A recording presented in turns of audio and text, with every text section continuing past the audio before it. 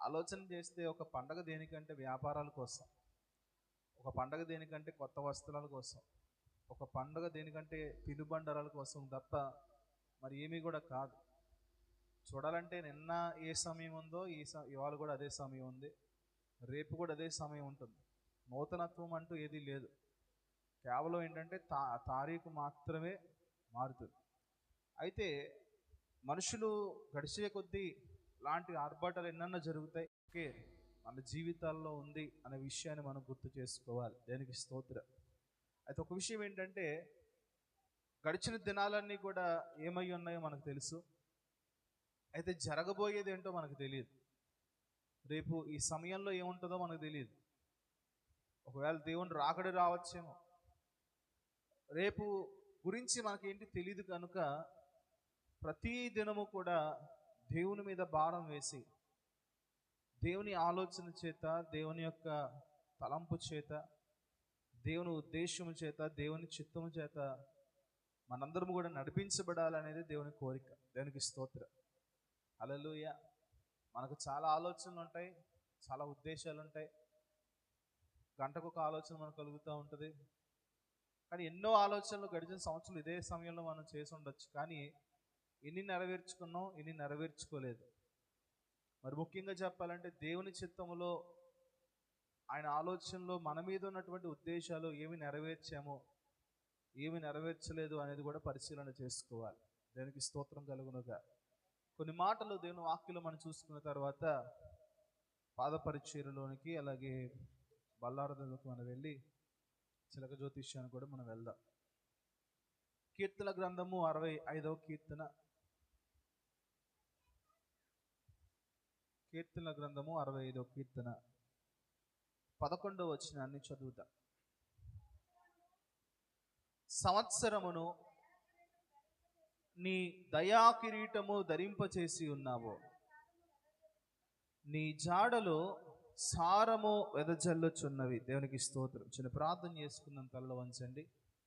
కృపగల తండ్రి, మహోన్నతుడైన మా దేవ, సర్వాధికారమైన మా యేసయ్య, మీ ఘనమైన శ్రేష్టమైన నామానికి స్తోత్రాలు. ఇంతవరకు కీర్తన ద్వారా నామాన్ని స్తుతించుకున్నా అయ్యా, నీ కృప మాకు తోడుగా ఉంచారు. వాక్యంలో వెళ్తుండగా మాకు సహాయం చేయండి నాయనా. మా అందరితో మీరే మాట్లాడండి.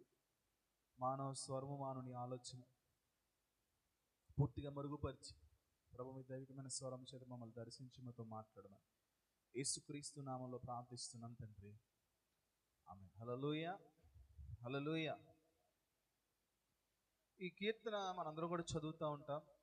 సంవత్సరమును నీ దయా కిరీటము ధరింప చేసి ఉన్నా అంటే మనందరి జీవితాల్లో కూడా దేవుడు ఒక దయా కిరీటమును ధరింప చేస్తున్నాడు. అంటే గడిచిన సంవత్సరం అంతా కూడా ఆయన దయా కిరీటం మరొకసారి ఆయన దయా కిరీటాన్ని ఆయన మనకు ధరింప చేస్తున్నాడు. అయితే ఈ దయా కిరీటం వల్ల ప్రయోజనం ఏంటి? ఈ దయా కిరీటము నీకు ఏ విధంగా ఉపయోగపడుతుంది అంటే, దేవుడు మనల్ని జ్ఞాపకం చేసుకోవడానికి ఉపయోగపడుతుంది. దానికి స్తోత్రం. హల్లెలూయా. దేవుడు మనలను జ్ఞాపకం చేసుకోవడానికి. ఒక విషయాన్ని చూడండి, దేవుడు మనల్ని జ్ఞాపకం చేసుకోవాలా లేదా మనము దేవుడిని జ్ఞాపకం చేసుకోవాలా అనే ఉద్దేశంలోకి ఒకసారి వెళ్తే, మనకే దేవుడు అవసరం ఉంది. ఎక్కువగా కూడా కాదు, ఖచ్చితంగా మనకు దేవుడు అవసరం ఉంది. అంటే దేవుడి మీద ఆనుకోవాలి, దేవుడి మీద ఆధారపడాలి. దేవుని కృప కోసం ఎప్పుడు కూడా, దేవుని కృపలో మనం ఎప్పుడు కూడా నివాసం ఉండాలి. దేవుని సహాయం లేకుండా, దేవుని యొక్క చిత్తం లేకుండా, దేవుని యొక్క ఉద్దేశం లేకుండా మనం ఏమాత్రం ఒక అడుగు కూడా ముందుకు వేయలేమని. దానికి స్తోత్రం కలుగునుగా. అయితే దేవుడు మనల్ని ఎందుకు జ్ఞాపకం చేసుకోవాలి అనే విషయాన్ని ఆలోచన చేస్తే, ఇశ్రాయేలు ప్రజలతో మాట్లాడుతున్నప్పుడు ఎక్కువగా చూస్తే, నేను మీ పితరుడైనటువంటి అబ్రహామును బట్టి అనే మాట రాస్తున్నాడు. అబ్రహాము జీవించినటువంటి విశ్వాస జీవిత విధానాన్ని చూస్తా ఉంటే, దేవునికి అబ్రహాము ఎంత సమీపస్తుడిగా ఉన్నాడో ఆలోచన చేయొచ్చు, అర్థమవుతూ ఉంటుంది. అబ్రహాము అత్యంత ప్రియముగా దేవుడు చెప్పినటువంటి ప్రతి మాటకు తప్పకుండా వెళ్తూ ఉండేవాడు. చాలా కష్టమైనటువంటి మార్గంలో అబ్రహాముకు దేవుడు అప్పగించినప్పటికీ కూడా అబ్రహాం ఎక్కడా కూడా తప్పిపోకుండా దేవునికి ఇష్టానుసారంగా నడవడానికి ప్రయత్నం చేస్తూ ఉండేవాడు. దేవునికి స్తోత్రం. కనుక అబ్రహాము పేరుని దేవుడు మర్చిపోడండి. నేను అంటాను, ఇప్పటికీ కూడా దేవుడు మర్చిపోడు. ఎందుకంటే ఎన్ని సంవత్సరాలు గతించినా సరే ఆయన నిన్నే అబ్రహాంతో మాట్లాడినట్లుగా దేవుడికి ఉంటుంది. పగలో రాత్రి నీకు నాకు ఉండదేమో కానీ దేవునికి ఉండదు. దేవునికి స్తోత్రం. హల్లెలూయా. ఆయనకి దినం ఉండదు, ఆయన దగ్గర సమయం ఉండదు, ఆయనకి గడి అనేది ఉండదు, నెలలు ఉండవు, రోజులు ఉండవు, సంవత్సరాలు ఉండవు. ఎవరికి అంటే ఇవన్నీ కూడా మానవులైనటువంటి మనకు మాత్రమే. అబ్రహాంను జ్ఞాపకం చేసుకోవడం వలన ఇశ్రాయేలీల జీవితంలో ఎన్నోసార్లు వారు తప్పిపోయినా, వారు చెరకు వెళ్ళిపోయినా, కేవలం అబ్రహాముకు చేసినటువంటి వాగ్దానం దేవుడు జ్ఞాపకం చేసుకుని మరలా వారిని తిరిగి తీసుకొచ్చి దేవుడు ఇచ్చినటువంటి ఆ వాగ్దాన దేశానికి నడిపిస్తూ ఉండేవాడు. నేను అంటాను, మరి మనకెందుకు ఈ దయా కిరీటం అంటే ఇది యేసు రక్తము వంటిది. దానికి స్తోత్రం. హల్లెలూయా. యేసు రక్తము ద్వారా మనందరూ కూడా కడగబడి విమోచించబడిన వారు. యేసు క్రీస్తు రక్తము యొక్క ముద్ర మనందరి మీద ఉంది. యేసు రక్తము దేని కొరకు అని అడిగితే, యేసు క్రీస్తు రక్తంలో ఎవరైతే కడగబడతారో వారందరూ కూడా నిత్య రాజ్యానికి వారసత్వాన్ని సంపాదించుకున్నారు. దానికి స్తోత్రం. హల్లెలూయా. ఇప్పుడు మనందరం కూడా దయా కిరీటము ధరింప చేసుకున్న వారంగా ఉన్నాం. ఈ ధరింప చేసింది ఎవరంటే దేవుడే. ఏంటి ఈ దయా కిరీటం అంటే, యేసు క్రీస్తు రక్తములో మనందరికీ కూడా విమోచన కనబడుతుంది. మనందరం కూడా నిత్య రాజ్యానికి వారసత్వాన్ని సంపాదించుకున్నాం. అంటే ఒక అర్హత మనం కలిగి ఉన్నాం. కింద రాస్తున్నాడు, నీ జాడల సారము ఏమవుతుందంటే ఆయన నడిపిస్తున్నటువంటి మార్గము జాడలన్నీ కూడా సారం వెదజల్లుతూ ఉన్నాయి. అంటే 2025 సంవత్సరం అంతా ఒకసారి చూసుకుంటే దేవుడు ఆ దయా కిరీటము ద్వారా ఎన్ని మేలైన కార్యాలు నీ పక్షంలో చేశాడు అవన్నీ నువ్వు జ్ఞాపకం చేసుకోవాలి. దేవునికి స్తోత్రం. చేశాడు అంటారా, చేయలేదంటారా? తక్కువ ఎక్కువ ఏమండి? కొన్ని మర్చిపోయి ఉండొచ్చు కూడా. కానీ ప్రతి సంవత్సరము కూడా ఆ దయా కిరీటమునికి దేవునికి ధరింప చేసి ఆయన తన ఉనికిని నీకు నాకు కనపరుస్తూ ఉంటాడు. ఇదిగో నేను నీకు తోడై ఉన్నాను, నేను నిన్ను బలపరుస్తాను, నిన్ను విడిచిపెట్టను, నీ హస్తములు పట్టుకుని నడిపిస్తాను. ఈ విధమైనటువంటి తన సారం అంతటిని కూడా మనకు కనుపరుస్తూ ఉంటాడు. దానికి స్తోత్రం కలుగునుగా. హల్లెలూయా. 2వ కొరింథీయులకు రాసిన పత్రిక 5వ అధ్యాయము 17వ వచనం చదవండి ఒకసారి.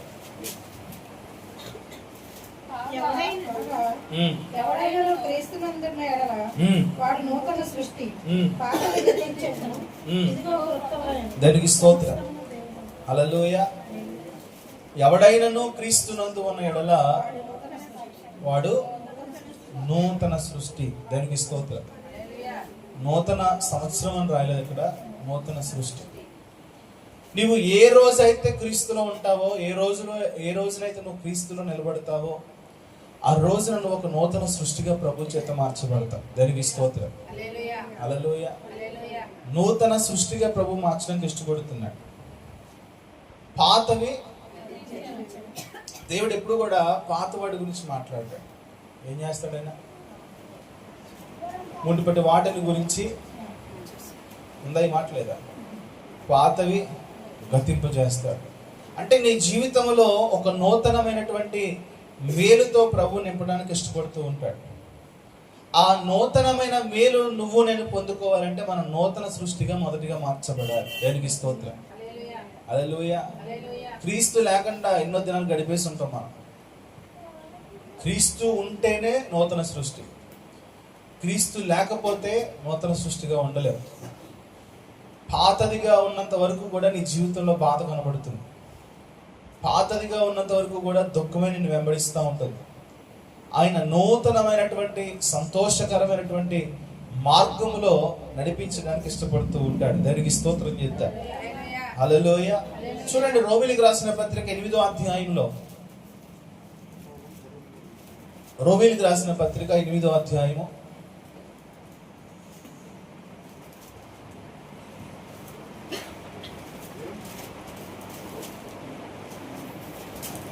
19 నుంచి 26 వచనాలు చదువుదాం. దేవుని కుమారుల ప్రత్యక్షత కొరకు దేవుని కుమారుల ప్రత్యక్షత కొరకు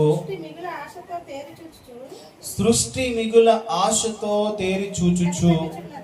కొంచెం స్లోగా వెళ్దాం, టైం అయిపోతుందంటారా? 12 అవగానే ఏమైనా చేయాలా? బాంబులు ఏం తెచ్చుకున్నారా? కేకులు ఏం తెచ్చారా? వాక్యంలోంచి వెళ్ళి తర్వాత బయటికి వెళ్దాం. దేవునికి స్తోత్రం. ఎవరికి కంగారే ఉందా? చక్కగా అందరికి నిద్ర వస్తుంది. మధ్యాహ్నం స్కూల్ త్వరగా వదిలేసినా పడుకోరు. పోనీ ఇంటి దగ్గర నుంచి వచ్చాక పడుకుంటారు, స్కూల్ నుంచి వచ్చాక పడుకోరు, ఇక్కడికి వచ్చాక పడుకుంటారు. పోలండి, ఏదో ఒకటి చేస్తున్నారు. కానీ దేవుని కుమారుల ప్రత్యక్షత కొరకు సృష్టి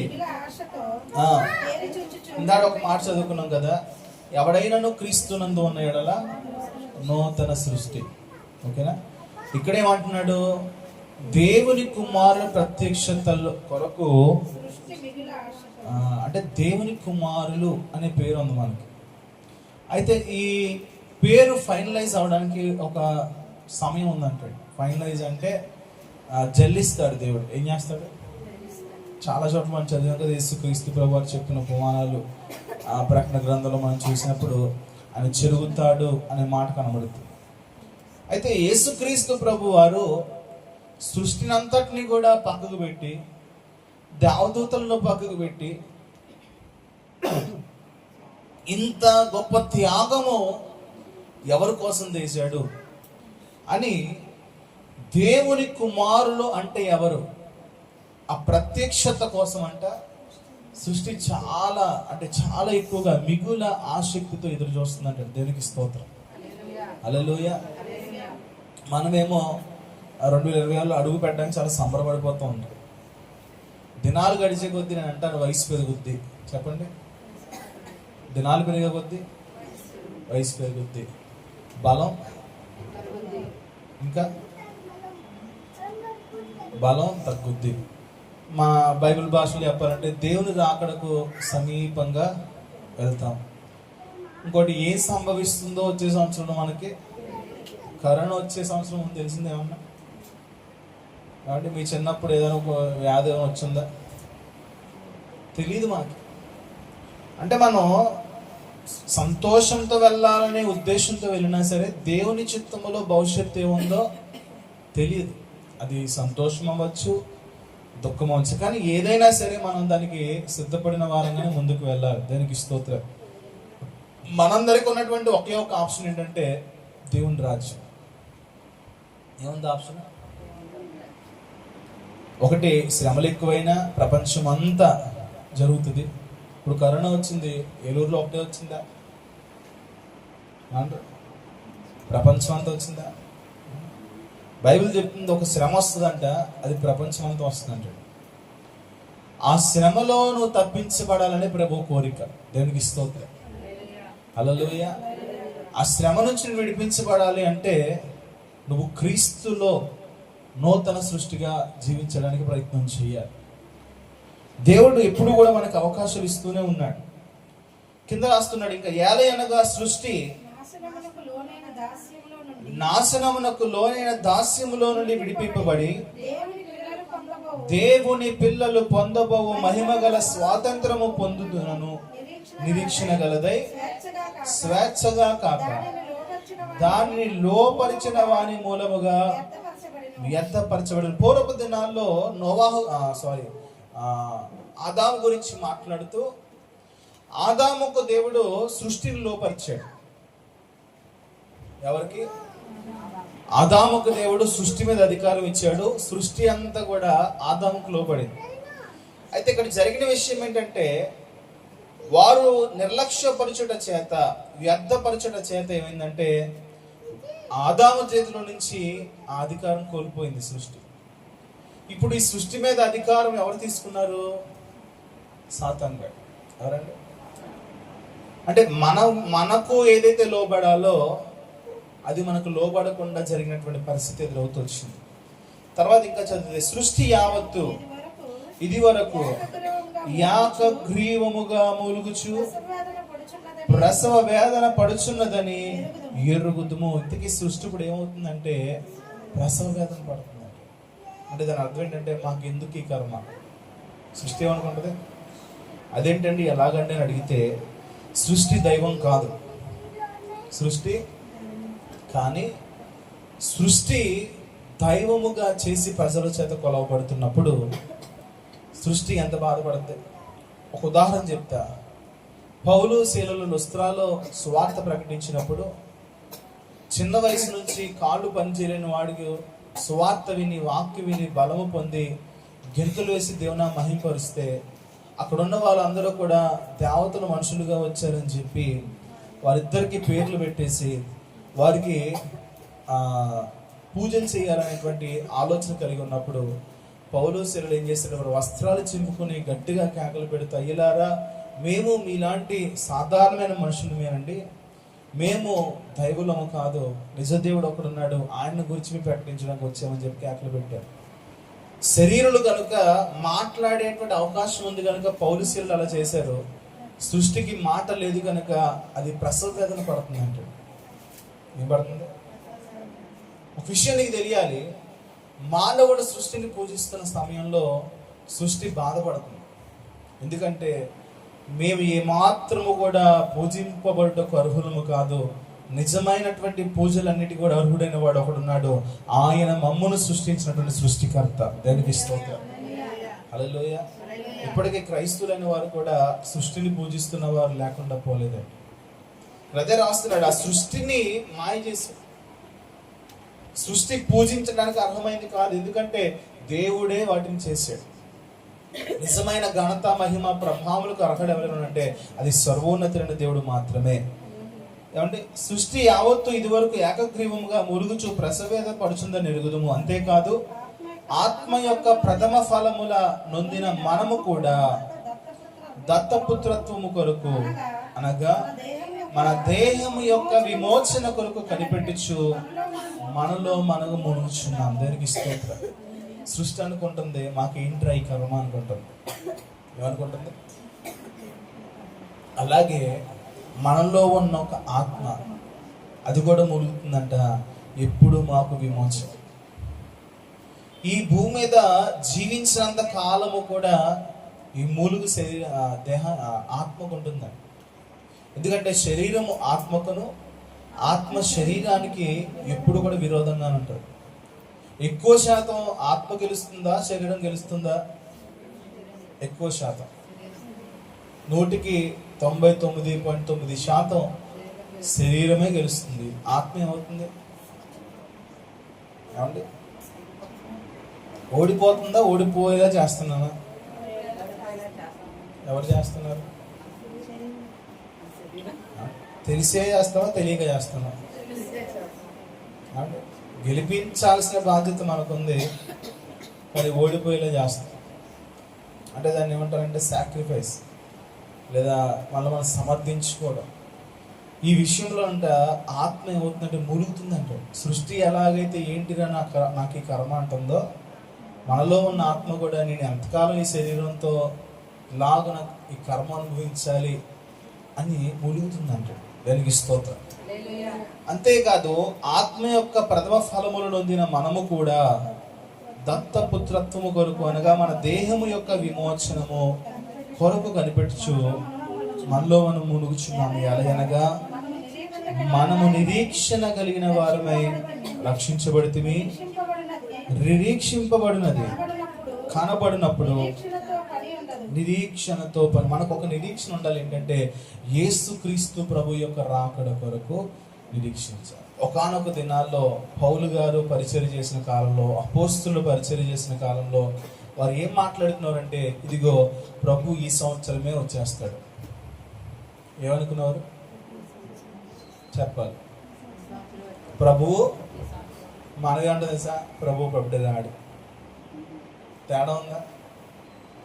వారు ఆశతో ఉండేవారండి. అమ్మ ఈ సంవత్సరం ప్రభు వస్తున్నాడంటే మాకు విడుదల దొరుకుతుంది, ప్రభు ఈ సంవత్సరం వస్తాడంటే ఖచ్చితంగా ఆయనతో పాటు మనం ఏలే రోజు రాబోతుంది అని అర్థం. అండ్ ఇప్పుడు అప్పుడే రాడు అంటే దాని అర్థం ఏంటి? ధీమ. ఏంటంటే ఇంకా టైం ఉందిలే, ఇంకా పర్లేదులే. చూడండి, ఎవరన్నా ఎగ్జామ్స్ దగ్గర పడినాయి అనుకోండి, ఇంకా ఉందా టైం ఉంది, ఒక వారం ఉందిగా, ఏమనుకుంటా ఇంకా వారం ఉందిగా, ఇంకా ఎగ్జామ్ పరీక్ష రోజు దగ్గరకు వచ్చే వరకు కూడా ఏమనుకుంటారంటే ఇంకా గంట టైం ఉందిగా, ఇంకో అరగంట ఉందిగా, అన్నీ అయిపోయిన తర్వాత రాసిన తర్వాత ఏమనుకుంటారు, తనేతలే అయితే ఇంట్లే. ఇందులో సులువుగా తీసుకునేవి ఉంటాయి, కష్టముగా తీసుకునేవి ఉంటాయి. చిన్న చిన్నవి అనుకోండి, డైలీ టెస్ట్లో లేదా వీక్లీ టెస్ట్లో అనుకోండి సులువుగా తీసుకుంటాం. అదే మెయిన్ టెస్ట్ అయితే కొన్నిసార్లు సంవత్సరం వేస్ట్ అయిపోతాయి. చార్టెడ్ అకౌంటెంట్ అని చెప్పి సిఏ అని చెప్పి ఒక కోర్స్ ఉందండి. అది 2-3 సంవత్సరాలు చదువుతాయి. ఒకసారి పరీక్ష ఉంటుంది. అది ఫెయిల్ అయితే మళ్ళీ 3 సంవత్సరాలు చదవాలి. 3 సంవత్సరాలు అంటే 3 సంవత్సరాలు ఏమైనట్టు. తర్వాత టీచర్ సంబంధించిన జాబులు ఉంటాయి కదా, డిఎస్సి ఏదో అంటారు, అది కూడా అంతే. ఫెయిల్ అయితే మళ్ళీ ఫస్ట్ నుంచి బీఈడీ చేసుకుని రావాలి. ఇలాగన మనం ఎన్నోసార్లు ఓడిపోయి మరలా మొదటి స్థానానికి వెళ్ళినటువంటి పరిస్థితులు కనబడతా ఉన్నాయి. మనము సిద్ధపాటు కలిగిన వారమై ఉండాలి. దానికి స్తోత్రం. బుద్ధి కలిగిన కన్యకలు చెప్పాలి. బుద్ధి కలిగిన కన్యకలు ఏం చేస్తున్నారంట? ఏమండి? నూనెని, బుద్ధి కలిగిన కన్యకులు నూనె సిద్ధపరుచుకున్నారు. బుద్ధి లేని కన్యకులు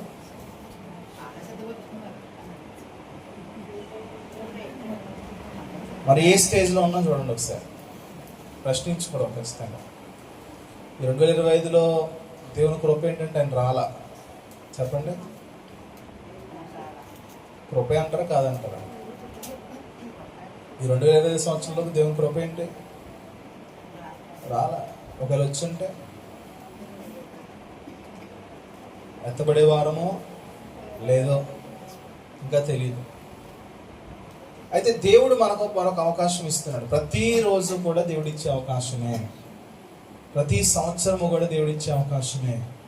రేపు ఏం సంభవిస్తుందో ఏం జరుగుతుందో మనకి తెలియదు. రాబోయే 2026 సంవత్సరం నీకు దీవెనకరంగా ఉంటుందో దీవెనకరంగా ఉండదో నీకు తెలియదు. అయితే ప్రభు ఉంటే మట్టుకు అది నీకు దీవెనకరమే. దానికి స్తోత్రం. నువ్వు దేవుని వెంబడించగలిగితే, దేవుని చిత్తంలో నీ జీవితాన్ని నడిపించుకోగలిగితే, దేవునికి నీ కుటుంబాన్ని లేదా నీ జీవితాన్ని అప్పగించుకోగలిగితే అది ఖచ్చితంగా మేలైన మార్గంలోనే ప్రభువు నడిపిస్తాడు. నీ సొంత నిర్ణయాలతో, నీ సొంత ఉద్దేశాలతో, నీ సొంత ఆలోచనలతో కనుక నీ కుటుంబాన్ని లేదా నీవు నడిపించుకుంటే మాత్రం అది ఏమీ ముందుకు కానీ వెనక్కి కానీ వెళ్ళనటువంటి నిలబడిపోయిన స్థితి. ఉప్పు స్తంభం అయిపోయింది చూసారు లోతు భార్య, అలాగా స్తంభించిపోతుంది నీ జీవితం. దేవుని చేతిలో నువ్వు పెడితేనే ముందుకు వెళ్తుంది ఏదైనా సరే. నాకు వేరై ఉండి నా యందు మీరును. మన దగ్గర ఎవరు మాట్లాడుతుంది తెలుసా? సాతాను మాట్లాడతాం.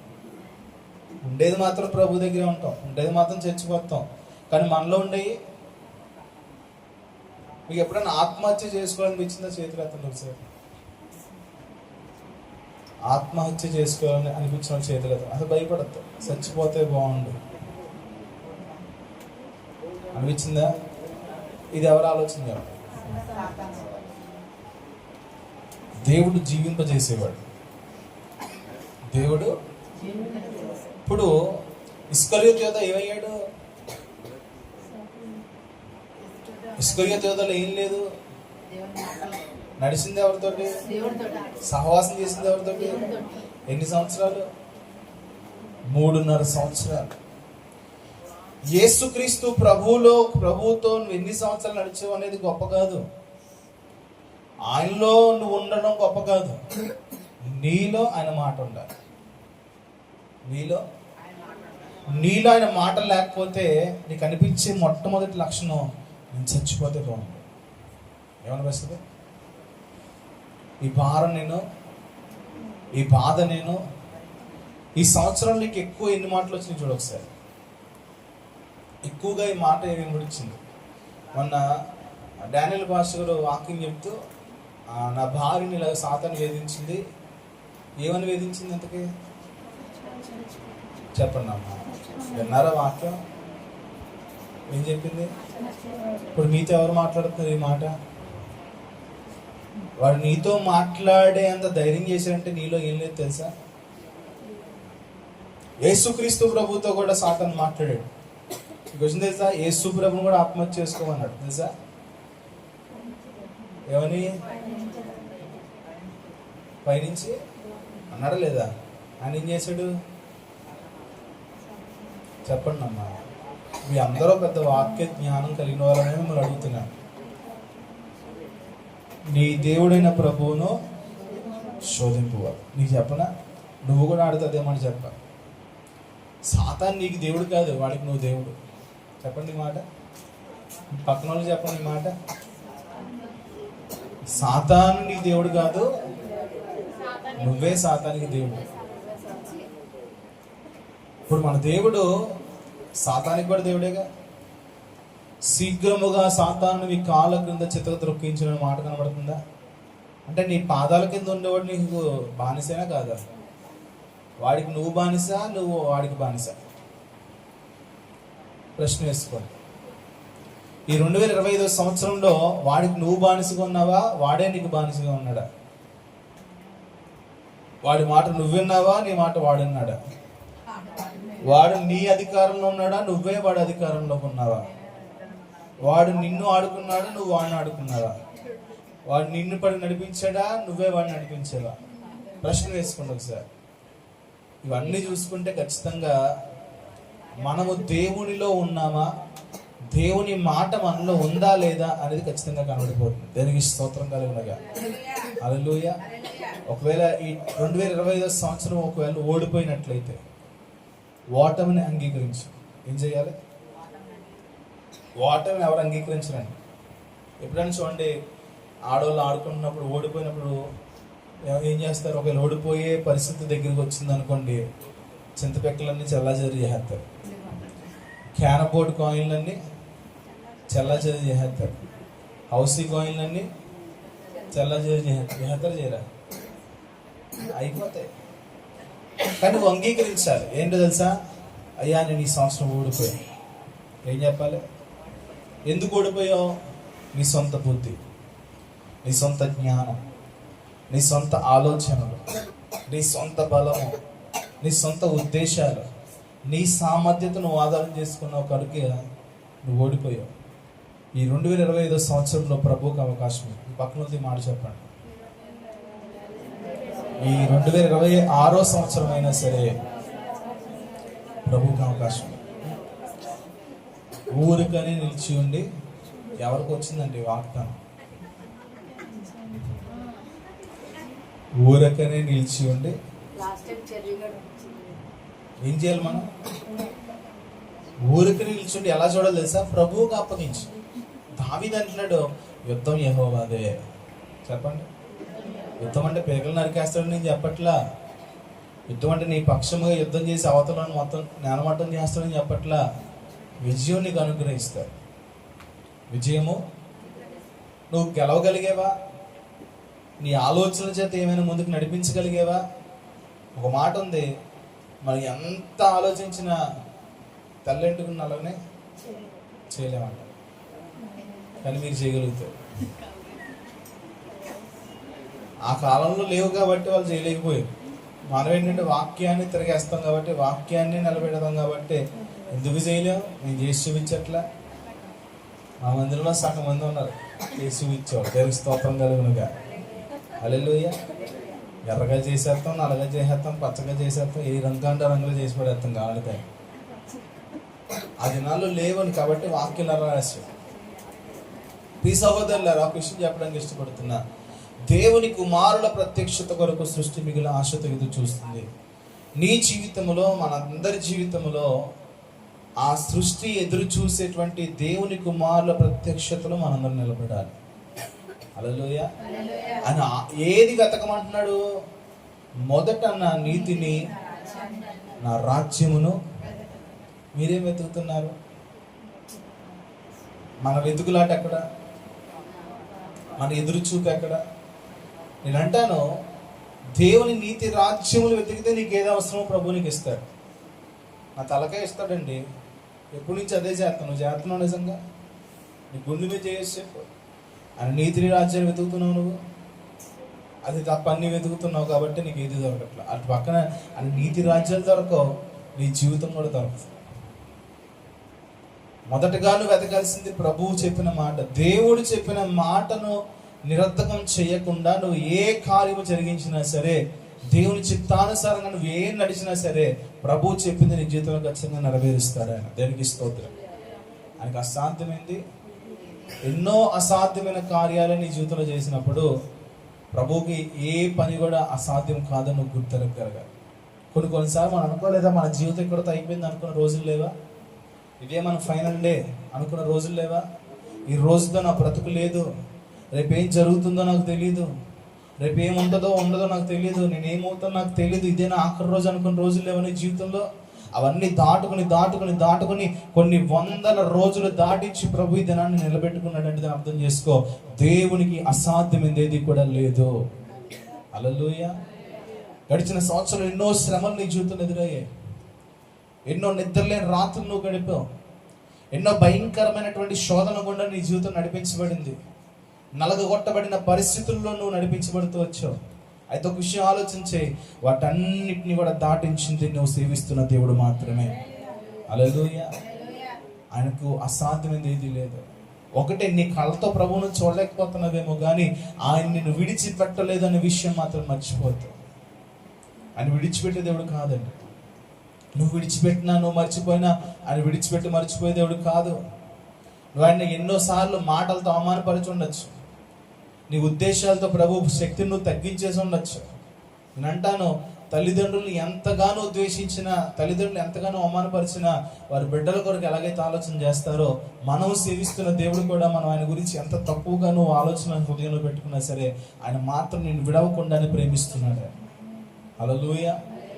చూడండి ఇంకా మాట కింద, మనము చూడని దాని కొరకు నిరీక్షించిన ఎడల ఓపికతో దాని కొరకు కనిపెట్టుదము. అటువలే ఆత్మయు మన బలహీనతను చూచి, ఏమండి అటువలే దాడు ఒక మాట చెప్పాం కదా, శరీరము ఆత్మ ఓడిపోతుంది. ఇప్పుడు ఆత్మ ఏం గ్రహించిందో తెలుసా? నీ బలహీనత. చెప్పండి. అంటే బలహీనతను చూసి ఆత్మ జాలి పడుతుందండి. అటువలే ఆత్మయు మన బలహీనతను చూచి సహాయం చేయుచున్నాడు. ఎలయనగా మనం యుక్తముగా ఎలాగున ప్రార్థన చేయవలనో మనకు తెలియదు గాని ఉచ్చరింప సఖ్యము కాని మూలుగులతో ఆ ఆత్మ తానే మన పక్షముగా విజ్ఞాపన చేయుచున్నాడు. దానికి స్తోత్రం. నీ మోకాలు వంగట్లా, నీ పాదాలు దేవుని మందిరానికి రావట్లా, నీ చేతులు ఆకాశం వైపు ఎత్తట్లా, నువ్వు కళ్ళు మూసుకుని ప్రార్థన చేయట్లా, కనీసం నడువంచట్లా. కానీ ఆత్మ ఏం చేస్తుందో తెలుసా? ఆత్మకు భాష లేదు. చెప్పండి. ఆత్మకి భాష దేనికో తెలుసా? దేహానికి. ఎవరికి భాష? దేహానికి. ఆత్మకి అందుకంటే ఉచ్చరింప సఖ్యము కాని మూల్గులతో. ఆత్మ లోపల నుంచి ఈ దుర్మార్గురాలు మోకాలు వేయట్లేదు ప్రభు, ఈ పనికిమాలోడు జీవితం అంతా ఎలా గడిపేస్తున్నాను ఆయన, ఈ 2024 సంవత్సరం 25 సంవత్సరం అంతా పాడు చేసాడు ప్రభు అని చెప్పి లోపల నుంచి ఏం చేస్తుంది తెలుసండి? చెప్పండమ్మా, ఏం చేస్తుందంట?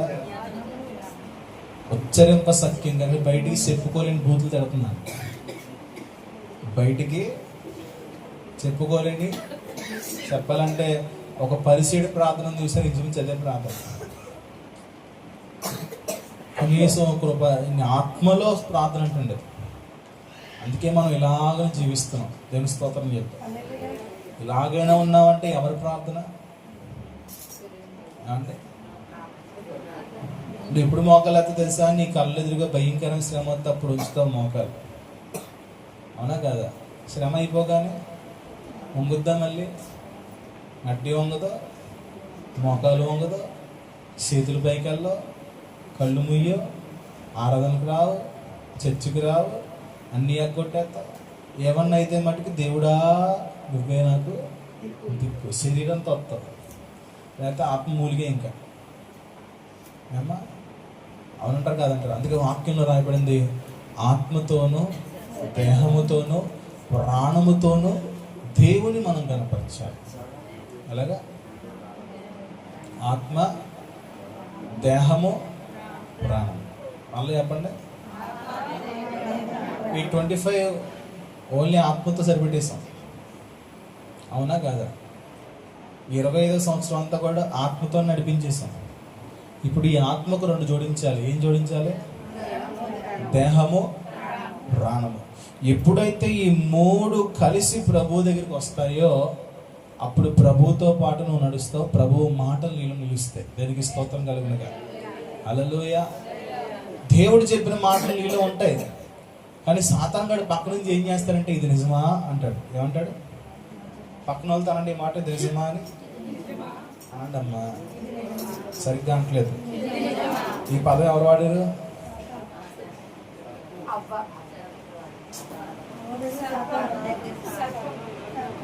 కొత్త మైక్ కాబట్టి ఆగింది. ఎవరు అడిగారు? ఏమని అడిగింది? నీలో దేవుని వాక్యం ఉన్నప్పుడు సాతాను ఎదుర్కొచ్చి అడుగుతాడు తెలుసా, ఇది నిజమా, ఇది నిజమా? నువ్వేం చెప్పాలి? నాకు అది అనిపిస్తుంది. ఏం చెప్తా? నాకు నిజమా కాదా అనిపిస్తుంది. ఆడెడీ చెప్పాడు తెల్ల వస్త్రాలు వేసుకుని ఎందామని కూర్చున్నాను, అంతే. కాదు, ఖచ్చితంగా నువ్వు పోరాడాలి. వాక్యమే మన ఆయుధం అంటే. వాక్యాన్ని దేవుడు మనకి ఎలా ఇచ్చాడు తెలుసా? ఖడ్గంగా ఇచ్చాడు అంటాడు. దేనికి స్తోత్రం. వాక్యం ఏంటి? ఎదురుగా శత్రువు వచ్చినప్పుడు వాడాల్సింది ఏం తెలుసా? ఖడ్గాన్ని వాడాలి. యేసుక్రీస్తు ప్రభు వారు కూడా జయించింది వాక్యంతోనే. నీకు ఏ వాక్యం అయితే ప్రభు అప్పగించాడో అదే వాక్యముతో నువ్వు సాతాన్ని జయించగలిగితే, సాతాను నీలో కృంగదీసే మాటలు నీ ముందు నీ హృదయంలో నుంచి మాట్లాడుతున్నప్పుడు మనకి గద్దించాలి. నువ్వు సాతాను నా దగ్గర నుంచి నువ్వు విషయం తెలుసా, ఆడు పొమ్మంటే పోతాడు, నువ్వే వెళ్ళలేవు అని. ఊరికే అన్నాను అంట. కనీసం నోరు తెరిచి పో అనేటువంటి కఠినమైన మనసు కూడా కాదనేది. చాలా జాలిగుండి ఆడు వెళ్ళిపోయి ఎడిటింగ్ తెచ్చుకున్నా, తెచ్చావా పోన్లే చాలా మంచిదని మనందరం కలిసి అష్టజమ్మ ఆడుకుందాం, ఇంకా కోతుకోమచ్చి అట ఆడుకుందాం అని చెప్పి చేర్చుకునే రకమే తప్ప ఎల్లు అనే రకం కాదు. నువ్వు అంత మంచిదాన్ని. నువ్వేం చేసావండి? పొమ్మనంటే వెళ్ళిపోతాడు అంటాడు. పోతాడా పోడా? ఎన్నిసార్లు పొమ్మన్నావు ఈ సంవత్సరం? ఎన్నిసార్లు పొమ్మన్నావు నువ్వు? పొమ్మన్నావా లేదా? చెప్పండి అమ్మ ఒకసారి. ఈ సంవత్సరంలో వాడు నేను పాడు చేయడానికి ఏ ఆలోచన చేత నీ దగ్గరికి వచ్చాడో వాడిని యేసునామంలో పొమ్మన్నావా లేదా? ఆడు పొమ్మనిపోతే ఎన్ని తీసుకు కుక్క ఉందండి, ఒక కుక్క ఉంది, అది ఇంటికి వస్తుంది, దాన్ని నువ్వు చీ అనకపోతే ఇంకో 3 కుక్కలు వేసిపోతుంది తెలుసా, అవునా కాదా? సాధన కూడా అంతే. నువ్వు చీ అని అనకపోతే వాడు ఇంకో 3-4 వేసిపోతాడు నీ దగ్గరికి. నీ జీవితంలో ఒకడు మోయలేకపోతాను, ఇంకో 3-4 వస్తాయి మోయడానికి. మోసేవాడికే కదా భారం ఎక్కువ ఉంటుంది. నువ్వు మోయగలుగుతున్నావనే నీ శ్రమలు నీ మీదకి వస్తున్నాయి. దేవుడు చూస్తున్నాడు, బాగానే మోసేస్తున్నాడు, ఒకతే బాగానే మోసేస్తుంది, మొత్తం వంగనేప్పుడు అదిరికి వస్తుందని చెప్పి అనుకుంటాడు ఆయన కూడా. నువ్వు జయించాలి దాన్ని. దేనికి స్తోత్రం. హల్లెలూయా. నీకు నువ్వు నలిగిపోయి, నీకు నువ్వు కృంగిపోయి, నీవు నలగొట్టేసుకుని, కుటుంబాన్ని నలగొట్టేసుకుని, పాస్టర్ గారు నలగొట్టేసి, పాస్టర్ గారు నలగొట్టేసి, పక్కింటి వాళ్ళు నలగొట్టేసి, ఎదురింటి వాళ్ళు నలగొట్టేసి, మొత్తానికి అందరం నలగొట్టేసుకుని నువ్వు సుఖం ఉండవు, ఎదుటి సుఖం ఉండేవు. ఎందుకంటే నువ్వు వెళ్ళనివ్వట్లేదు. ఆడు పొమ్మంటేనే సుఖం మొదలవుతుంది. దేనికి స్తోత్రం. ఏం చెప్పాలి? చెప్పండి అమ్మా, ఏం చెప్పాలి? చెప్పడానికి అసలు నోరులు రావట్లేదు. మరి మీకు అంత స్నేహం అయితే ఆడుతాడు. 2 తప్ప ఎంతమంది ఉన్నారు ఇక్కడ? 25 మంది ఉన్నారా? 2 చెప్తున్నారు. ఆ 2 కూడా చాలా సైలెంట్గా చెప్తున్నారు, నీట్గా, మరి అదిగా క్రమంగా. మిగతా అసలు చెప్పట్లేదు. మరి ఆడితే ఎంత స్నేహం మీరు ఏర్పాటు చేసుకున్నారు. దేవుని స్తోత్రం. వద్దండి, ఆడితో మాకు వద్దు. చెప్పండి. ఇంకా నీతో మాకు స్నేహం వద్దు. చెప్పండి. నా మోహన్ చూసి చెప్తున్నారేంటి? ఎవరితోటి? లోపల కూడా దూరిపోయాడు. ఎవరో లోపల దూరిపోయినట్టుతో చెప్పండి. నీతో ఇక స్నేహం మాకొద్దు, నన్ను నా ఇంటిని విడిచిపెట్టి వెళ్ళిపో. ప్రేమతో చెప్తున్నారు, గద్యం చెప్తున్నారా? రిక్వెస్టా? స్వీట్ వార్నింగా? ఏం చేస్తున్నారు? దేనికి స్తోత్రం కలుగునగా. హల్లెలూయా. ప్రియ సహోదరులారా, మరి ఒక మాట చూసుకుందాం. విలాప వాక్యాలు 3. విలాప వాక్యాలు 3, 22 నుంచి 25. యెహోవా కృపగలవాడు, ఆయన వాత్సల్యత ఎడతెగక నిలుచుచున్నది గనుక. యెహోవా తీసారు అందరూ విలాప వాక్యాలు. ఇర్మియా గ్రంథం తర్వాత ఉంటుంది, అప్పుడప్పుడు తెస్తాం కాబట్టి ఆ పేజీలు అంటూ పోతూ ఉంటాయి. దొరికినాయా? ఇంతగా విలాప వాక్యాలు పేరైన వల్ల ఫస్ట్ టైం అన్నాం కొంతమంది అయితే ఇక్కడ ఉన్న వాళ్ళు. చెప్తాను. ఇంకెవరిని తీసారమ్మా పేరున్నారా? విలాప వాక్యాలు ఉన్నారా ఎప్పుడన్నా పేర్లు? ఎవరు రాశారు? ఎవరు రాస్తే మీకు ఎందుకని చెప్పండి, టైం అయిపోతుంది పని. అలాంటిగా చూస్తున్నారు. సులువన మంచివాళ్ళు, బాగా చెప్పారు. చెప్పలు కొట్టున్నా సార్, బాగా చెప్పారు. మీకు చెప్పట్టు, ఇంకో ఆవిడ చెప్పింది చెప్పలు కొట్టడం మళ్ళీ. ఇంకెవరైనా చెప్తారా? వరాహ కుమార్ మళ్ళీ చెప్పలు కొట్టడం. సరే చెప్తున్నా, మీకు చెప్పండి. విలాప వాక్యాలు 3వ అధ్యాయం 22 నుండి 25. యెహోవా కృపగలవాడు, యెహోవా కృపగలవాడు, ఆయన వాత్సల్యత ఎడతెగక నిలుచున్నది గనక మనం నిర్మూలము కాకున్న వారము అనుదినము నూతనముగా ఆయనకు వాత్సల్యత పుట్టుచున్నది. నీవు ఎంతైనా అమ్మా నమ్మదగినవాడు. చెప్పేస్తాను, అక్కడ గూగుల్ సెర్చ్ చేశాను. ఎవరన్నా సరే గూగుల్ నిత్య వాక్యం చదవడం మనిషి గూగుల్లోకి వెళ్ళిపోతున్నాం. లైటింగ్ తగ్గించేసి ఎవరు కనబడకూడదని. నాకు లేదు గుర్తు, నీకు ఉందేమో. చెబుతున్నానండి, చెబురాక చెప్తున్నా. నీవు అనుదినము నూతనంగా ఆయనకు వాత్సల్యత పుట్టుచున్నది. నీవు ఎంతైనా నమ్మదగిన వాడవు. యెహోవా నా భాగమని నేను అనుకొనుచున్నాను. ఆయన యందు నేను నమ్మిక ఉంచుకొనుచున్నాను. తన్ను ఆశ్రయించు వారి ఎడల యెహోవా దయాళుడు, తను వెదుకు వారి ఎడల ఆయన దయచూపువాడు. దేవునికి స్తోత్రం. హల్లెలూయా. దేవుడు ఎలాంటి వాడంటే కృపగలవాడు.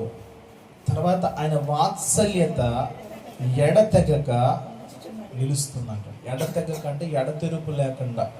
వర్షం పడినప్పుడు, తుఫాను పడినప్పుడు చూడండి, ఎడతెరుపు లేకుండా వర్షం కుండపోతగా కురుస్తుంది. ఏమవుతుంది? అలాగా నాది కట్టేసి అక్క మీరు కట్టుకోలే. ఎడతెగకుండా ఆయన కృప కుమ్మరిస్తున్నప్పుడు, ఆయన వాత్సల్యత మన మీద ఉన్నప్పుడు ఆయన మన పట్ల తన జాలిని కనుపరుస్తాడు. దేనికి స్తోత్రం. అనుదినము నూతనముగా ఆయన వాత్సల్యత పడుతుందంట. ఎలాగంటే నూతనముగా. నూతనం అంటే పాతదానికి గుర్తుపెట్టుకోవట్లా. నీ మీద నూతనమైన జాలిని, నూతనమైన వాత్సల్యతను చూపిస్తున్నాడు. కాబట్టి నువ్వు నిర్మూలం కావట్లేదు. నిర్మూలమయ్యే వారముగా ఉన్న స్థితిలో మనం ఉన్నా కానీ నిర్మూలము కాకున్నాము అంటున్నాడు. దానికి స్తోత్రం. తర్వాత అన్నాడు, నువ్వు ఎంతైనా నమ్మదగిన దేవుడు ప్రభు. దేవుడు ఎలాంటి వాడు? నువ్వు నమ్మట్లేదు కానీ నువ్వు ఎంత నమ్మినా అని ఇంకా నమ్మడానికి అవకాశం ఉన్నవాడు ఆయన. దానికి స్తోత్రం. మనుషుల మీద నమ్మకత్వం కొంచెం వరకే పెట్టుకుంటాం, కొంచెం వరకే నమ్ముతాం. కానీ దేవుడు ఎంతైనా నమ్మదగినవాడు. నువ్వు ఆయన ఎలా నమ్మచ్చు అంటే ఎంతైనా నమ్ముకోవచ్చు. తను ఆశ్రయించు వారి ఎడల, ఎవరైతే దేవుని ఆశ్రయిస్తారో, ఎవరైతే దేవుని వెతుకుతారో దేవుడు వారి పట్ల దయ చూపిస్తాడు అంటాడు. దానికి స్తోత్రం. హల్లెలూయా. అంటే ఈ 2025 సంవత్సరం అంతా కూడా దేవుని యొక్క వాత్సల్యత మనం దాటుకుంటూ వచ్చేసాం. అనుదినము నూతనమైన వాత్సల్యత, కృప నీకు నాకు ప్రభు కుమరిస్తూ వచ్చాడు. దానికి స్తోత్రం. హల్లెలూయా. ఈ 2026 సంవత్సరం కృపను ఎలా వాడుకోవాలో తెలుసా? మనము బలవంతులు అవ్వడానికి వాడుకోవాలి. దానికి స్తోత్రం చెప్తాం. హల్లెలూయా. ఎలా వాడుకోవాలి? ఎందులో? ఆత్మలో. ఆత్మలో నువ్వు బలం పొందుకుంటే ఆత్మ ద్వారా అన్నిటి నువ్వు జయించుకోగలుగుతావు. నువ్వు ఆత్మలో బలహీనమై ఉంటే మాత్రం అలా చప్పచప్పగా వెళ్తూ ఉంటుంది. మనం ఆత్మలో బలవంతులు కావడానికి దేవుని కృపను మనం వాడుకోవాలి. దానికి స్తోత్రం కలుగునుగా. హల్లెలూయా. ఈ విలాప వాక్యంలో విలాపము అనేటువంటి పదం ఎవరికి సూచించింది? ప్రవక్తలలో ఒక ప్రవక్త. దానికి మళ్ళీ గూగుల్ అక్కర్లు, అక్కడ ఉన్న దాంతో చెప్పచ్చు. విలపించే ప్రవక్త అని పేరు ఆయనకి. ఏ ప్రవక్త? ఏం చేసేవాడు ఆయన? ఏమండి? ఏడుస్తూ ప్రార్థన చేసేవాడంట. ఏడుస్తూ అక్కడ ఉన్న ఇశ్రాయేలు ప్రజలకి ప్రవచనాలు చెప్తూ ఉండేవాడు అంటాడు. దేవుని దుఃఖం, ప్రజలు నశించిపోతున్నారని దుఃఖము, లేదా దేవుని తెచ్చిన సందేశం కూడా దుఃఖంతో చెప్తూ ఉండేవాడు. కాబట్టి అతను చేసినటువంటి విలపాలను విలాపవాక్యములను రాస్తున్నారు ఇక్కడ. మరొక మాట చూస్తే 2 సమూయేలు గ్రంథం 7వ అధ్యాయం 28-29. అమ్మా వెళ్ళిపో పర్లా, ఫ్రెండ్స్ ఉన్నారు బయట ఎక్కడన్నా. 2 సమూయేలు గ్రంథము 7వ అధ్యాయం 28-29.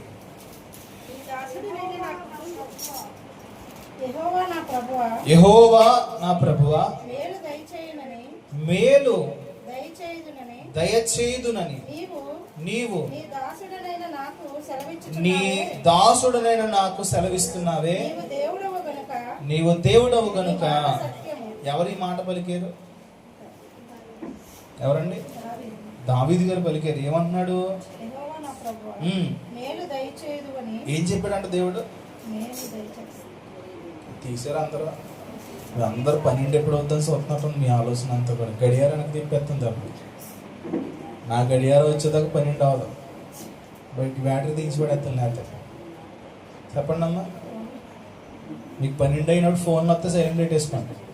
వాక్యం కరగంట ఉంది, కంగారు పడద్దు. ఇది బాధటి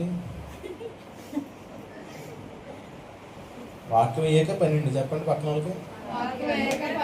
12 అయ్యేవాళ్ళు ఇప్పుడు ఆపేస్తాను లేకపోతే. ఆపినా చెప్పక్క. ఫోన్లో ఏమైనా వస్తాయా? మీ ఆయనగారు ఎక్కడ ఉన్నారు, నువ్వే ఎక్కడ ఉన్నా, మీకు ఇక్కడే న్యూ ఇయర్ ఇంక ఇవ్వాలా? ప్రార్థన చేసినట్టు నా బావగారి కోసం చక్కగా నీతో పాటు ఉన్నారు న్యూ ఇయర్లో.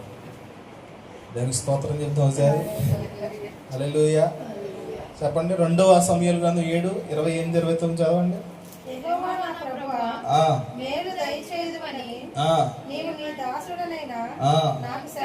దేవుడు ఏం చేస్తానని చెప్పాడు? మీ పక్కన సెకండ్ చెప్పండి. దేవుడి నూతన సంవత్సరం నీకు మేలు చేయబోతున్నాడు. విశ్వాసంతో చెప్పండి. ఈ నూతన సంవత్సరం నీకు మేలు చేయబోతున్నాడు. నమ్ముతున్నారా? ఎందుకంటే నమ్మదగిన దేవుడు కాబట్టి నమ్మాలి. ఎలాంటి వాడైనా నీవు దేవుడవు గనుక నీ మాట సత్యం. ఎవరు? ఆయన దేవుడు కాబట్టి ఆయన చెప్పిన మాట సత్యమే. ఏంటి ఆ సత్యం అంటే నీకు మేలు చేయబోతున్నాడు. మేలు చెయ్యని ఉద్దేశించి ఉన్నాడు ఆయన. దేవునికి స్తోత్రం. అయితే ఆ మేలును అనుభవించాలంటే నువ్వు ఆత్మలో బలం పొందడం ప్రారంభించు. ఆయన నీతిని, ఆయన రాజ్యమును వెతకడం ప్రారంభించు. అపవాదిని జయించే శక్తి కోసం ప్రార్థన చేయి. దేనికి స్తోత్రం. నీ దాసుడనైన నా కుటుంబము నిత్యము నీ సన్నిధిని ఉండునట్లుగా. ఏంటి ఆ మేలు తెలుసా? నీ కుటుంబము దేవుని సన్నిధిలో ఉండడమే మేలు. దేనికి స్తోత్రం కలుగునుగా. హల్లెలూయా. ఏంటా మేలు? కుటుంబంలో ఒక్కరా, కుటుంబం అంతానా? కుటుంబంలో ఒక్కరు ఆగిపోయినా సరే నీ కుటుంబంలో మేలు అయిపోయింది. కుటుంబంలో ఒకరు రాకపోతున్నా సరే ఆ మేలు పెండింగ్ అయిపోతుంది వారం. ఆయన సన్నిధిలో ఉంటేనే మేలు పరిపూర్ణత నీ జీవితంలోకి వస్తుంది అంట. దేనికి స్తోత్రం కలుగునుగా. హల్లెలూయా. మీరు రేషన్ కార్డులు ఫస్ట్ టైం తీసుకున్నప్పుడు లైన్లో నుంచున్నారా? ఫస్ట్ టైం రేషన్ కార్డు ఫోటోలు దిగినప్పుడు చిన్నప్పుడు. ఇప్పుడు కాదు. ఎవరెవరు వెళ్ళారు? ఏ ఒక్కరు లేకపోయినా వెళ్ళిపోయి నలుగురు రండి అని చెప్పారా? గుర్తుందా లేదా? మీరు చిన్నప్పుడు ఇంకా మీ పెళ్ళిళ్ళు కాదా? ఇంకా చిన్న చిన్న లంగోటాలు వేసుకుని, లాల్చీలు వేసుకుని, గుర్తుందండి? ఒకళ్ళు తగ్గినా వెళ్ళిపోయి నలుగురిని వచ్చి ఫోటో దిగితే తప్ప కార్డు వచ్చేది కదా. ఇది అదే పరిస్థితి. దేనికి స్తోత్రం. ఏం చేయాలి తెలుసా? దావీదు అంటున్నాడు, దేవా నీ దాసుడునైనా నా కుటుంబము నిత్యము నీ సన్నిధిని ఉండునట్లుగా దాన్ని ఆశీర్వదించుము. యెహోవా నా ప్రభువా, నువ్వు సెలవిచ్చి ఉన్నావు. నీ ఆశీర్వాదము నుండి నా కుటుంబము నిత్యము ఆశీర్వదించబడును గాక. ఆకాశం వైపు మీ చేతులెత్తి మాట పలకండి. చూస్తామని లేదు. నీ ఆశీర్వాదము నుండి నా కుటుంబము నిత్యము ఆశీర్వదించబడును గాక. అసలు నోరు మెదపట్లేదు. నిందాడు సాతాను కానీ తిట్టినప్పుడు నోరు మెదపట్లేదు. అక్కకి చెప్పండి అమ్మా, మెదపట్లేదు. గట్టిగా చెప్పండి. నీ ఆశీర్వాదం నుండి నా కుటుంబము నిత్యము ఆశీర్వదించబడును గాక. ఆమేన్. నీ పక్కన వాళ్ళతో దీవెనవచనం పలకండి. నీ కుటుంబం ఆశీర్వదించబడును గాక. నీ కుటుంబంలో మేలు కలుగును గాక. నీ కుటుంబం దేవుని ఆశీర్వాదం నింపబడును గాక. అపవాదికి ఎంత మాత్రం నీ కుటుంబంలో ఏలుబాటు లేకుండా ఉండును గాక. దేవునికి స్తోత్రం. ఆశీర్వాదం ఎక్కడ ఉంది? అందుకే అంత అంత గట్టి చేయించాను ఇప్పుడు దాకా.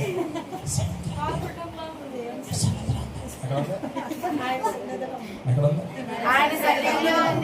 ఆయన సన్నిధిలో ఉన్నట్టు. ప్రతి ఆదివారం ఏం చేయాలి? మీరు ఏంటన్నా చెప్పుకోండి.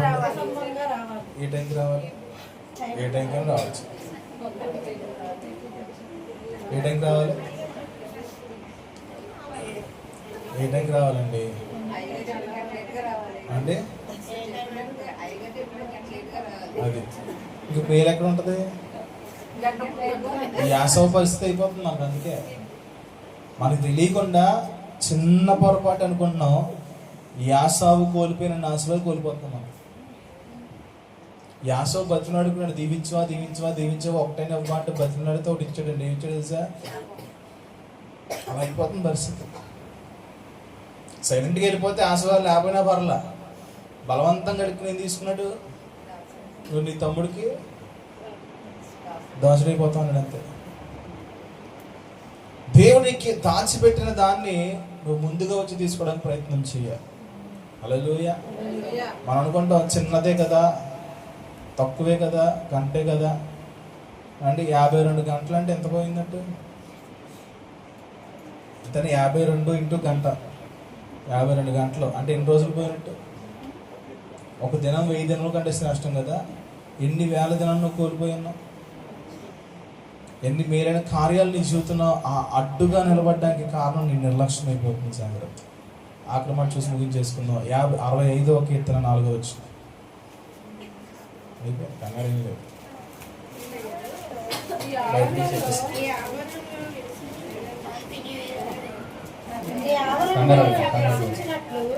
65వ కీర్తన 4వ వచనం. నీ ఆవరణములో నివసించినట్లు నీవు ఏర్పరచుకొని చేర్చుకునివాడు ధన్యుడు. నీ పరిశుద్ధాలయము చేత నీ మందిరములోని మేలు చేత మేము తృప్తి పొందేదము. దేవునికి స్తోత్రం. దేవుని వాక్యం సెలవిస్తుంది, నీ ఆవరణములో నివసించడానికి నువ్వు ఏర్పరచుకున్నవాడు ధన్యుడు. దేవుని సన్నిధిలో ఉండడానికి అంటండి ఆయన మనల్ని ఏర్పాటు చేసుకున్నాడు. ఈ మాట చెప్పండి పక్కన వాళ్ళతో. నీకు ఏర్పాటు చేసుకున్నాడంట దేవుడు. ఈ మాట చిన్నదంటారా? ఈ మాట ఏమైనా చిన్నదంటారంటే ఈ మాట చిన్నదా పెద్దదా? అసలు దేవుడిని ఏర్పాటు చేసుకున్నాడు ఆయన సన్నిధిలో ఉండడానికి. ఎందుకు? ఏదో చేయడానికే కదా. ఏదో నీ ద్వారా ఆయన పని జరిగించుకోవడానికి, ఏదో నీ ద్వారా దేవుడు తన కార్యాలు జరిగించుకోవడానికి నేను ఏర్పాటు చేసుకున్నాడు. దేనికి స్తోత్రం. నువ్వు అనుకోవచ్చు నా బ్రతికేంటి, నా జీవితం ఏంటి, నేను ఇలాగున్నాను కదా. నీ రూతు పరిస్థితి ఏంటి అసలు? ఎస్తేరు పరిస్థితి ఏంటి అసలు? వారు నీకులాగా నాకులాగా చిన్న చిన్న స్థానాల్లో ఉన్నవారే. వారు ఒక్కరు ఘనమైన కార్యాలు చేశారండి. నీ బలము తక్కువే, నీ జ్ఞానం తక్కువే, నీ పరిస్థితులు తక్కువే, కానీ నువ్వు స్థిరముగా దేవుని చిత్తములో ఆయన ఏర్పాటులో కనుక నిలబడగలిగితే నువ్వు ధన్యుడవు, ధన్యురాలుగా ప్రభు చేసుకుంటాడు. దానికి స్తోత్రం కలుగునుగా. హల్లెలూయా. నీ పరిశుద్ధాలయము చేత నీ మందిరములోని మేలు చేత నేను తృప్తి పొందుచున్నాను. నీకు తృప్తి ఎక్కడ కలుగుద్ది? ఒక బిర్యానీ తింటే తృప్తి వచ్చేద్దా? ఒక ఫ్రైడ్ రైస్ తింటే తృప్తి వచ్చేస్తా? ఒక జ్యూస్ తాగితే, ఒక సోడా తాగితే, పుల్లటి నిమ్మ సోడా తాగితే, లిమ్కా తాగితే రాదు తృప్తి. తృప్తి ఎక్కడ వస్తుందో తెలుసా? ఆయన మందిరములో వస్తుంది అంటాడు. దానికి ఇస్తుంది. నీ హృదయం తెప్పరిల్లాలంటే, నీ హృదయంలో సంతోషం రావాలంటే ప్రభు సన్నిధి నీకు దిక్కు. ఇంకా ఆయన సన్నిధిని పట్టుకుని వేలాడాలి చెప్పాలంటే. ఆయన సన్నిధిలో నివాసం ఉండాలి. ఎందుకంటే ఆయన సన్నిధిలో తన కనుదృష్టి నిలిపేసి చోటు అదంట. దేనికి స్తోత్రం. ఆయన పాదముల దగ్గర నువ్వు ఉంటే ప్రభు నీ వైపు తన కన్నులు తిప్పుకుంటాడు. నేను జీవితాన్ని తృప్తికరంగా మార్చాలంటే ప్రభు చిత్తం. చాలా తక్కువ సమయం అండి, పెద్ద కష్టం కూడా కాదానికి.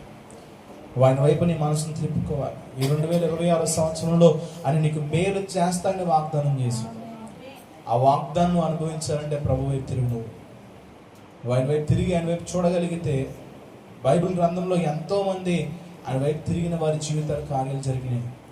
నీ జీవితంలో ఎన్నో కార్యాలు ప్రభు మునుపు చేశాడు, రాబో కాలంలో కూడా ప్రభు చేయగలడు. ఎందుకంటే ఆయన నీకు తండ్రి అయి ఉన్నాడు. నీ తండ్రి నీ పట్ల నమ్మకమైన కార్యములు చేయగలిగిన దేవుడు ఆయన.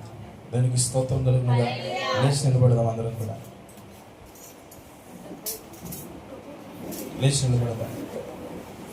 2 చేతుల ఆకాశం వైపు చాపి, ఇదిగో ఈ నూతన సంవత్సరంలో దేవుని మేలుతో నువ్వు నింపబడాలని, దేవుడు నీకు